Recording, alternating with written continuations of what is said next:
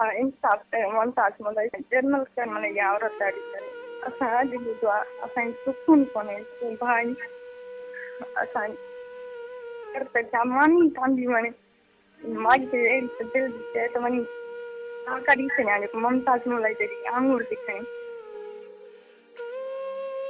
मुमताज़ मलाई बेकसूर आहे सवेरे ॾिनो अथऊं पर मुमताज़ मलाई साबित थियो बेकसूर अॼु बि बेकसूर आहे। हेलो हेलो दासियाल जी अस्सलाम वालेकुम। मुमताज़ मलाई जी जेकी ॻाल्हियूं ॿुधियो आहे न जी जी हाँ वो कहाँ है ॿुधाए। मुमताज़ मलाई मुमताज़ मलाई सिद्धू न करे असां कीअं जीअंदासीं मुमताज़ मलाई खां सवाइ असां उन जा गाना ॿुधी जीअं वठा बिल्कुलु औरतूं आहिनि अहिड़ी छुड़ियूं पंहिंजी धीउ खे जेका कांदी मञी मुमताज़ मलाई जी छा मञी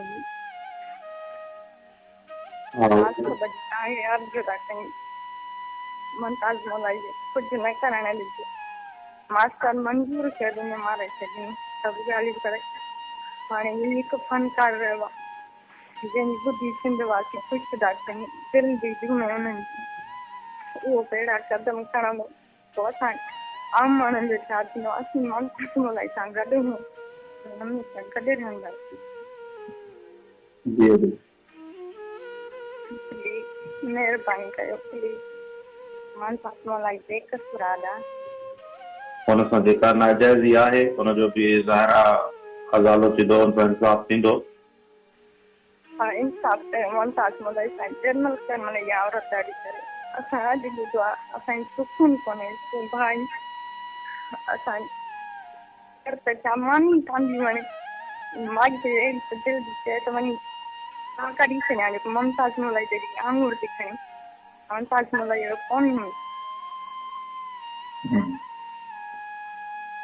ऐं न ई हूंदो अॻु में बि इल्ज़ाम घणाई आहियां मुमताज़ मलाई ते पर उन हर भेरे पंहिंजो ॾिनो आहे सभु हर भेरे ॾिनो अथऊं पर मुमताज़ मलाई साबित थियो बेकसूर अॼु बि बेकसूर आहे। हर सोचे भाऊ फनकार ॿुधंदा केरु साथ कोन्हे मुमताज़ मलाई चयो त केरु साथ कोन्हे असीं हुन सां गॾु भाऊ बिल्कुलु हर ताईं सच जी हमेशह फतह थींदी आहे। मुमताज़ मलाई ग़लति बिल्कुलु बि न आहे छो त जेके सबूत आहिनि या जेके बि बयान आहिनि हुनजा पंहिंजा ऐं हुनजी न्याणीअ जा ऐं माई जेके बि ॻाल्हियूं करे थी उहो बग़ैर सबूतनि जे बग़ैर दलीलनि जे करे तंहिंजे करे तव्हां समेत असां सभु जा सभु मुमताज़ मां इहो ई चवां थो त मुमताज़ मलाई ऐं संदसि जेका न्याणी आहे उनजे बयाननि में ऐं ज़रीना बलोच जे बयान में ॾींहुं राति फ़र्क़ु आहे। ही सबूतनि ऐं दलीलनि तहत ॻाल्हियूं कनि पिया ऐं हू हवा में ॻाल्हियूं पई करे हिन जे करे मुमताज़ मलाई सभु जा सभु सम्झूं था मुमताज़ मलाई सही आहे।